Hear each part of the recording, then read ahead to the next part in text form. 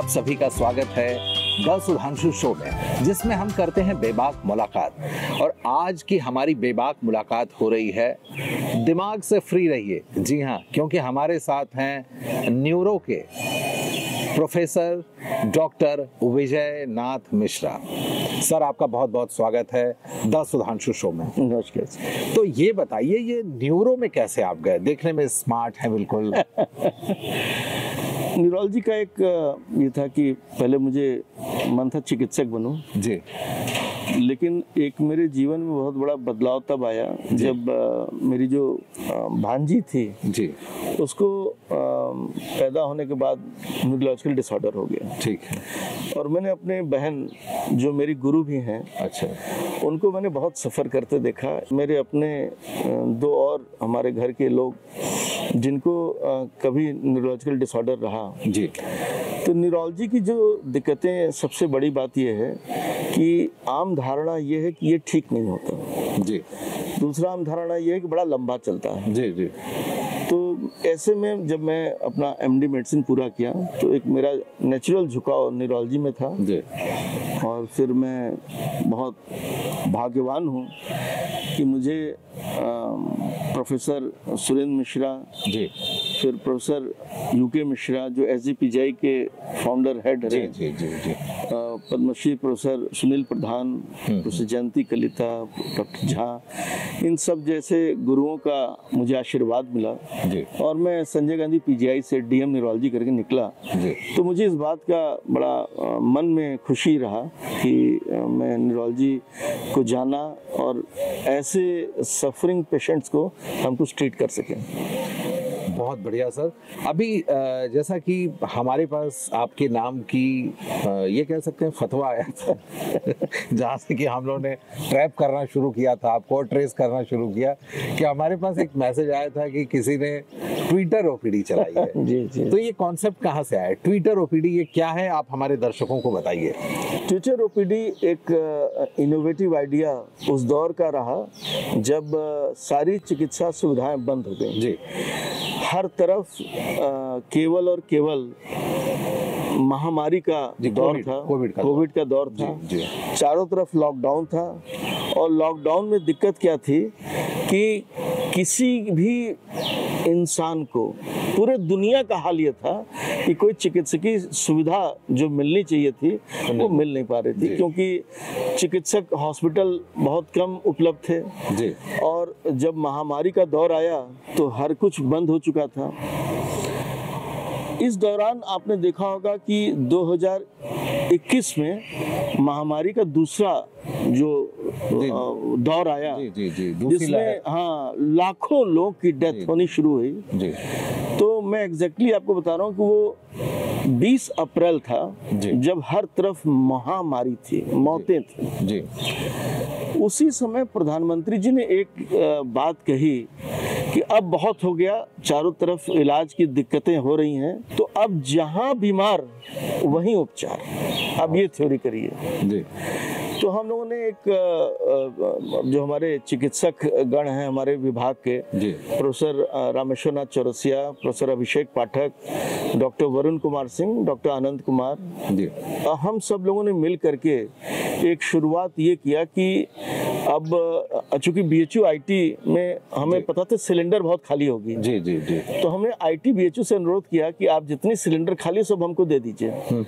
तो मुझे क्या करेंगे, हमने कहा ऑक्सीजन कहीं मिल नहीं रहा है, लोग बिना ऑक्सीजन के ही मर रहे हैं। तो हम लोगों ने एक चीज शुरू किया कि जैसे गांव में आपने फेरी वाला देखा होगा जी, बर्तन ले लो जी जी, चूल्हा ले लो, राशन ले लो, गंदे पुराने कपड़े बेचो। हमने कहा कि देखो गांव गांव हम लोग एक फेरी वाला चलाएंगे, जो पूछेगा ऑक्सीजन चेक करा लो, ऑक्सीजन ले लो, दवाई ले लो।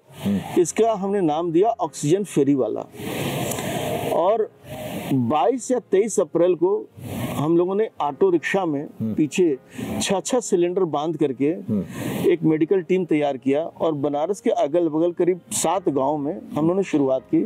उस टीम में क्या था कि पहले वो कोविड टेस्ट करता था, चेस्ट देखता था, ऑक्सीजन लेवल देखता था, जिसको इमीडिएट ऑक्सीजन जरूरत थी वहीं दे दिया, और जिसको एडमिशन की जरूरत थी, उसको हम लोग ऑटो रिक्शा से, मोटरसाइकिल से किसी तरह BHU ले आए जी। तो 4 दिनों में हम लोगों ने करीब 84,000 लोगों को स्क्रीन किया। बहुत सुंदर, बहुत सुंदर। और 84,000 लोगों को स्क्रीन करने के बाद करीब 2,500-3 हजार लोग ऐसे थे जिनकी ऑक्सीजन की दिक्कत थी, जो कहीं ना कहीं बीमार थे, उनको लोकल लेवल पर ऑक्सीजन दिया जी। लेकिन 81 लोग ऐसे थे जो एकदम मरने वाले थे। उनकी कोविड की जो, अब उसमें कोविड के टेस्ट कहीं अवेलेबल थे नहीं, खाली 2 ही चीज पता लगता था, बुखार और छाती। तो हम लोगों ने फिर ये किया कि इनको ट्रांसपोर्ट करके ले जाओ। तो ये आपको जान के खुशी होगी, 81 लोगों में से करीब 51 लोग बच गए। बहुत सुंदर, बहुत सुंदर। 31 बहुत क्रिटिकल थे जी। लेकिन अब प्रॉब्लम क्या थी कि हम लोगों ने ये सारी इंफॉर्मेशन जो फेसबुक ट्विटर पर डाली जी। ऑक्सीजन फ्री वाला, तो अब लोग हम लोग को मैसेज करने लगे। अब फेसबुक पर बहुत क्या था, कंटेंट बहुत वेरिड हो गया। अब थोड़ा कई लोग वेरीफाइड भी नहीं जानते थे, तो एक हम लोगों ने उस समय कहा वेरीफाइड टिक कराओ और इसको क्या करो कि ट्विटर पर इसको ओपन फील्ड बना दो जिसमें लोग अपनी बातें कहें, हम लोग तुरंत इलाज करें। ठीक। तो उसके लिए 2 प्रिस्क्रिप्शन हमारे जो डॉक्टर वरुण कुमार सिंह हैं, हमारे एसोसिएट प्रोफेसर, उन्होंने जौनपुर के ही हैं, उन्होंने SGPGI से किया है, हमारे यहाँ फैकल्टी है न्यूरोलॉजी में। तो उन्होंने 2 प्रिस्क्रिप्शन, सिंपल प्रिस्क्रिप्शन था कि अगर किसी को बुखार, खांसी, सांस में दिक्कत आ रही है और वो कहीं कुछ कोई अवेलेबल नहीं है, तो कॉमन मेडिसिन क्या क्या है, वो ये है, बच्चों के लिए अलग, एडल्ट्स के लिए अलग जी। उसको ट्विटर पर करके पहले शुरू में डाला, तो 1.5 दिन में वो करीब 2,500 रिट्वीट हुए और करीब 89 लाख उसके व्यूज हुए 2.5 दिन में, बहुत 1.5 दिन में जी। और फिर हम लोग को मैसेज आने लगे। अब उसको हम लोग जवाब दे रहे हैं। अच्छा, मैसेज कहाँ से आ रहा है? इंडिया में केरला से लेके कश्मीर तक, मिडिल ईस्ट, उधर हांगकांग, सिंगापुर, बैंकॉक, जहां भी इंडियंस कम्युनिटी थी जी। उन्होंने अपने और फिर जो उनके फेलो कलीग्स थे उसको भी दिखाया कि देखो एक सर्विस ये है। तो हम लोगों ने कहा कि इतना सर्विस फैल रहा है, इसका नाम देते हैं ट्विटर OPD। जो भी लोग हैं इसको अपनी बातें इस पर डालें जी, जी। हम सब लोग रिस्पॉन्ड करेंगे। ठीक है। तो 1 हफ्ते में जब तक थोड़ी महामारी कम होनी शुरू हुई, करीब समझिए कि 30 अप्रैल या 1 मई तक में हमारे पास, मतलब हम सब के पास कुल मिला के more than 10 lakh response and queries थी। सबका जवाब दे पाना मुश्किल था जी, जी, जी। लेकिन जितने भी हम लोगों ने रिस्पांस देना शुरू किया, आपको आश्चर्य हो गया सर कि इसमें कई वरिष्ठ नेता, कई IAS, कई IPS, कई चिकित्सक जो कहीं दूर कहीं फंसा हुआ है, जो उसके रिलेटिव्स हैं, ये जो हम लोगों ने प्रिस्क्रिप्शन दिया, अब रिस्पांस आने लगा। ठीक है कि सर हमने ठीक हुआ, हमने खुद 100 लोगों को दिया है। हमने कहा भाई ये आप जरूर इंश्योर करिए कि अगर कोई उसमें दिक्कत हो एक बार जरूर हमसे बतावें, या जो लोकल डॉक्टर हैं, क्योंकि प्रिस्क्रिप्शन अगर डाल दिया, लोकल डॉक्टर नहीं देखा, तो अगर लोकल डॉक्टर से एक बार मिल लीजिए। फिर वो कहे नहीं पेशेंट हमारा ठीक हो गया। BHU से लेकर के केरला, कश्मीर और 18 कंट्रीज उस ट्विटर OPD की शुरुआत में हुई। अब क्या हुआ कि अब मई आ गया, जून आ गया, रिक्वेस्ट आने लगे और रिक्वेस्ट कि अब ये भी बीमारी है, ये भी बीमारी है। तो 21 जून 2021 के बाद से एक हम लोगों ने चैनलाइज किया, एक टीम बनाई कि जो कॉमन बीमारियों के कॉमन क्वेश्चंस हैं उसको तुरंत बताओ, जो अर्जेंट इमरजेंसी उसको भी तुरंत बताओ, और लोकल सपोर्ट भी खोजो, मतलब हम यहाँ से कहाँ कर पाएंगे। फिर हमने कहा कि एक वीडियो बना के आप लोग भेजिए जिसकी जो समस्या है। अब पोस्ट कोविड का दौर शुरू हो गया, किसी के फेफड़े में दिक्कत, किसी के डिप्रेशन, किसी के तमाम न्यूरोलॉजिकल इलनेसेस। तो हम लोगों ने फिर जो हमारी टीम थी वो इस ट्विटर OPD के माध्यम से अब जगह जगह जो चली गई थी, वो लोग का क्वेश्चन आने लगा। अब आज के दिन हमारी जो ट्विटर OPD है वो हर दिन करीब हमारे पास 6,000 से 7,000 क्वेरीज आती हैं आज के दिन। क्योंकि कोविड खत्म हुए काफी दिन हाँ, और 35 कंट्रीज से आती हैं। बहुत सुंदर, बहुत सुंदर। और उसमें से मतलब आप सभी का जवाब संभव नहीं कि हम लोग दे पाए, लेकिन जो क्रिटिकल क्वेश्चंस होते हैं, जो क्रिटिकल पेशेंट्स होते हैं, कई लोगों के लिए हम लोग ये भी कहते हैं कि आप अपने लोकल डॉक्टर से भी मिल लीजिए, बहुत हमारी ज़रूरत नहीं है। तो वो ट्विटर ओपीडी हमने शुरू किया, फिर इसका हमने एक रिसर्च पब्लिकेशन तैयार किया विच इज़ अंडर प्रोसेस, उसको हम लोग इंटरनेशनल पब्लिकेशन में डाल रहे हैं। तो वो भी हो सकता है अगले 6 महीने में आ जाए। आज के दिन ऑक्सीजन फ्री वाला जब वो इनोवेशन हुआ, उसको प्रधानमंत्री जी ने अपने मन की बात में भी बोला। बहुत सुंदर कि हमारे चिकित्सकों को देखिए जगह जगह गांव में जा रहे हैं, और वही एक लाइन, जहां बीमार वहीं उपचार। दूसरा, Indian journal of public health में वो इंटरनेशनल पब्लिकेशन हुआ ऑक्सीजन फ्री वाला का। जॉर्ज विश्वविद्यालय ऑस्ट्रेलिया ने उसको सेकंड बेस्ट इनोवेशन वर्ल्ड का दिया, बहुत ऑक्सीजन फ्री वाला। जी जी जी जी।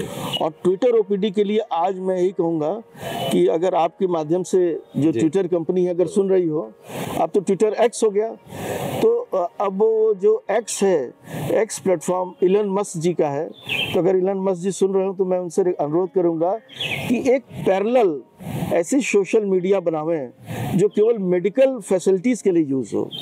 और जैसे कोई युगांडा में बीमार है, स्पेशलिस्ट अमेरिका में है, कोई सूडान में बीमार है, स्पेशलिस्ट इंडिया में है। आपको आश्चर्य होगा जान के कि हमारे देश के एक बहुत बड़े बिजनेसमैन, बिजनेस टाइकून, उनको अमेरिका में एक बार फीवर आया, आज से 10-15 साल पहले की बात है। अमेरिकन डॉक्टर से सारा इलाज कर डाला, कुछ मिला नहीं, अंत में उनकी डेथ हो गई। जब उनकी ऑटोप्सी हुई, पोस्टमार्टम, तो पता लगा मलेरिया से मर गए। जो हमारे यहाँ इंडिया में गली गली के डॉक्टर मलेरिया का इलाज करते हैं, ये 2 गोली दे दो, मलेरिया का इलाज हो गया।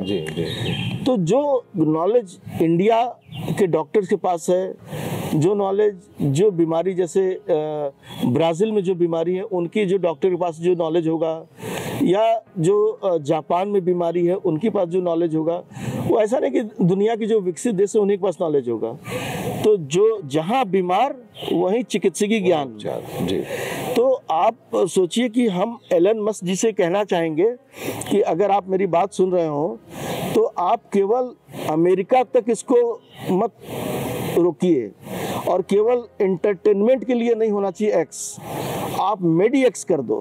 एक प्लेटफॉर्म आप बनाइए मेडीएक्स, जिस पर हम जैसे सारे डॉक्टर्स अपना अटैच रहें, और बीमार कहीं भी कोई रहे उसका एक्सपर्ट कहीं ना कहीं होगा जरूर।